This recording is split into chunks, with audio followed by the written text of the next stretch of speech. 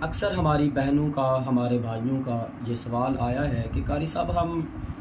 جادو کا توڑ کرواتے ہیں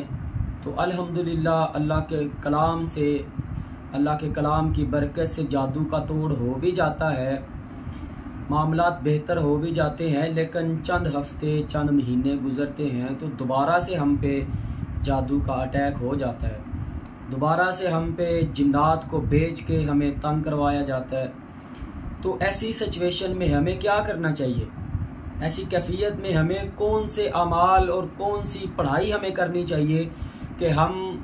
دوبارہ جو جادو کا اٹیک ہوتا ہے اس جادو کے اٹیک سے ہم بچ سکیں، بار بار کے جادو کے حملوں سے ہم محفوظ رہ سکیں؟ تو ایسے ہمارے بھائیوں کے لیے، ہماری بہنوں کے لیے ہمارا یہی مشورہ ہے کہ پہلے نمبر پہ تو فرائض کی پابندی کریں، فرائض میں کوتاہی نہ کریں، سستی نہ کریں، نماز کی پابندی ہمیشہ ہی کریں، ٹھیک ہے؟ اس کے ساتھ ساتھ صبح و شام کے اذکار تو زندگی کا معمول بنا لیں کہ صبح و شام کے اذکار نہیں چھوڑنے انشاءاللہ۔ اس میں ایسی ایسی دعائیں ہیں، یقین کریں کہ انسان کامل یقین اور توکل سے ان دعاؤں کو پڑھ لینا تو دنیا کی کوئی شر پہنچانے والی، نقصان پہنچانے والی چیز انسان کو نقصان نہیں پہنچا سکتی۔ اس کے ساتھ ساتھ جو ہے وہ قرآن پاک کی ایک آیت کا ٹکڑا ہے، وَلَا يُفْلِحُ السَّاحِرُ حَيْثُ أَتَى وَلَا يُفْلِحُ السَّاحِرُ حَيْثُ أَتَى۔ اس کا مطلب ہے کہ یہ جادوگر کسی طرف سے بھی کامیاب نہیں ہوں گے، ہر طرف سے ان کو انشاءاللہ اللہ ناکامی ہی دکھائے گا، ٹھیک ہے؟ تو آپ نے یہ آیت روزانہ 313 دفعہ صبح پڑھنی ہے، 313 دفعہ دوپہر کو پڑھنی ہے ظہر کی نماز کے بعد، اور 313 دفعہ شام مغرب یا عشاء کی نماز کے بعد آپ نے پڑھ کے سونا ہے۔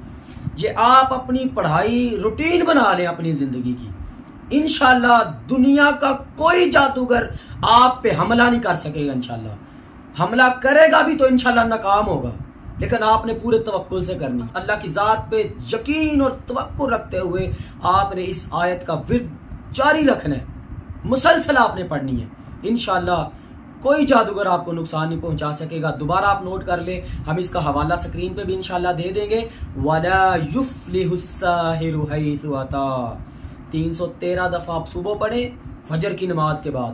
313 دفعہ آپ ظہر کی نماز کے بعد پڑھیں، اور 313 دفعہ مغرب یا عشاء کی نماز کے بعد پڑھیں، انشاءاللہ دنیا کا کوئی جادو آپ کو نقصان نہیں پہنچا سکے گا، کوئی جادوگر، کوئی جنات آپ پہ حملہ آور نہیں ہو سکیں گے۔ اللہ تعالیٰ سے دعا ہے کہ اللہ تعالیٰ ہم سب کو،